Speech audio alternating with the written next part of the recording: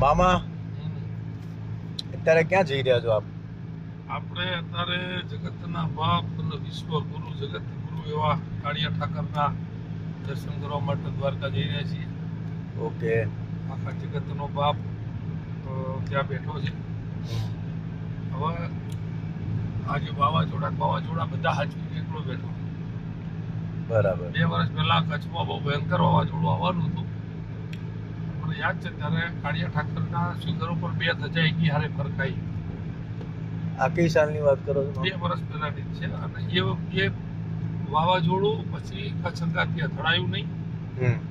અને આવ્યું થોડું વાવાઝોડું, બહુ ના આવ્યું, બધું ફંટાઈ ગયું પેલું બાજુ. અને એ વખતે ત્યાં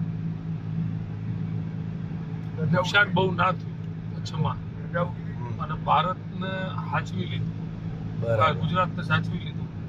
એટલે એવું કહેવાય છે કે દરિયાકાંઠે બેઠા છે બાપા, કઈ પણ વિઘન આવતું હોય તો એ બાપુ ત્યાં સાચવી લે.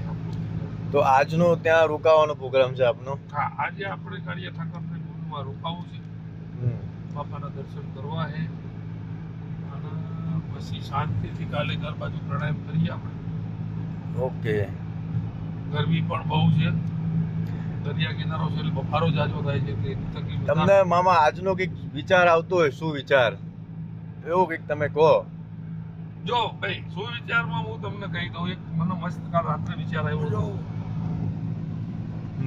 લાશ હોય ને, લાશ, એની કોઈ નિંદા ના કરે. બરાબર. લાશની નિંદા ના કરે. ગમે તો ખરાબ માણસ મરી ગયો તો મર્યા પછી કોઈ એમ ન કે કાતો ના લાયક હતો, કે હતો બરોબર સારો હતો. અને બીજો પોઈન્ટ એમાં એવો કે લાશ હોય ને એનો કોઈ વિરોધ ના કરે. તમે એની નનામી લઈને જતા હોય તો કોઈ તમારો વિરોધ ના કરે, એટલે એનો કોઈ વિરોધ ના કરે.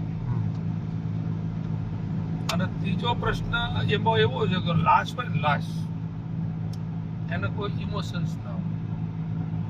લાશને પોતાના જ પોતાનું. એટલે તમારા જોડે જો તમારો કોઈ વિરોધ નહીં કરતો, તમારો કોઈ વિરોધ નહીં કરતો, કોઈ તમારી નિંદા નહીં કરતું, તો તમે લાશ છો. જીવતી લાશ. જીવતી લાશ.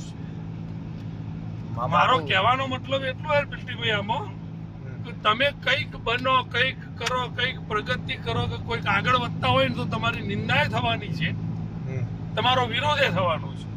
કારણ કે તમે કંઈક કરી રહ્યા છો મતલબ તમે જીવતા છો. તમે લાશની જેમ પડ્યા ખૂણામાં ગામમાં પડ્યા આખા ગામના આટા પર ફેરા મારતા, તમારો કોણ વિરોધ કરે? તમારે કોણ નિંદા કરે? તમારા ભાઈ નિંદા કરવા જેવું કઈ હોવું તો જોઈએ ને. એટલે હંમેશા યાદ રાખવાનું કે તમારી નિંદા થાય છે અને તમારો વિરોધ થાય છે તો તમે આગળ વધી રહ્યા છો, એવું ધીરુભાઈ અંબાણી કહી. બરાબર. એટલે વિરોધ થવો જ જોઈએ આપણો, આપણી નિંદાએ થવી જોઈએ. કારણ કે આપણી નિંદા ને આપણો વિરોધ તો જ થાય કે આપણે કંઈક સારું કામ કરવા, કે આપણે જીવનમાં આપણે પ્રગતિ કરી રહ્યા. એટલે મામા એવું તમારું કહેવા મુજબ એવું માની શકાય કે વિરોધ એ પરીક્ષા છે? વિરોધ એ તમારું રિઝલ્ટ.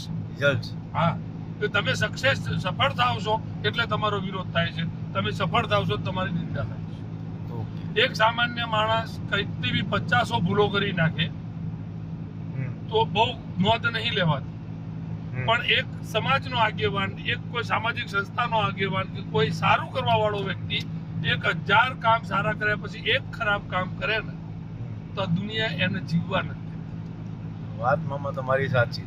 એટલે કંઈક સારું કરશો ને તો તમારો વિરોધે થશે, સારું કરશો તો તમારી નિંદા થશે. અને કાળિયો ઠાકર એવું કહે છે કે હું કર્મ કરો તો આપવા માટે બંધાયેલું છું. એટલે આપણા બધાની નિંદાઓ અને વિરોધને સાઈડમાં મૂકી અને કાળિયા ઠાકરના સિદ્ધાંત પ્રમાણે સત્કર્મ એટલે કે એવું નહીં કે કોઈ ભગવાનના વાહે પડી જવું, કોઈ દાન દક્ષિણા વાલાલ કરવી, એને સત્કર્મ નહીં. સત્કર્મ એ છે કે જેના દ્વારા કોઈનું અહિત નહીં થતું, ભલે તમારું હિત, અથવા કોઈની આતેડી નથી દુભાતી, કોઈની બદદુઆ જે કામમાંથી તમને નહીં મળતી, એ બધા સત્કર્મો છે. એટલે આપણા આજથી કાળિયા ઠાકરના નિયમ પ્રમાણે આગળ વધીએ અને કંઈક સારા થાય એટલા કર્મો કરીએ અને દુનિયાની પરવા કર્યા વગર આગળ વધી જઈએ. કારણ કે મેં હમણાં ગોવિંદભાઈ ધોળકિયાને લગભગ સાંભળ્યા હતા. ગોવિંદભાઈ ધોળકિયા એવું બોલ્યા છે કે આ સમાજ કોણ છે? ગોવિંદભાઈ ધોળકિયાની દીકરીના લગ્ન કરાવે એવું નામ, સવાણી, મહેશ સવાણીનો એક વિડીયો જોયો હતો કે સમાજ કોની વાત કરો છો? સમાજ એ છે કે જે તમારા પ્રગતિથી બળે અને સમાજ એ છે કે તમને તકલીફો જોઈને હશે અને તમને તકલીફ આપવા સિવાયનું કોઈ કામ સમાજ બીજું કરતો નહીં. એટલે બહુ ચિંતા કરવી નહીં, પોતાના કર્મોથી નિભાવું, બાકી કોઈની ચિંતા કર્યા વગર આગળ વધો. જય માતાજી, જય ભગવાન.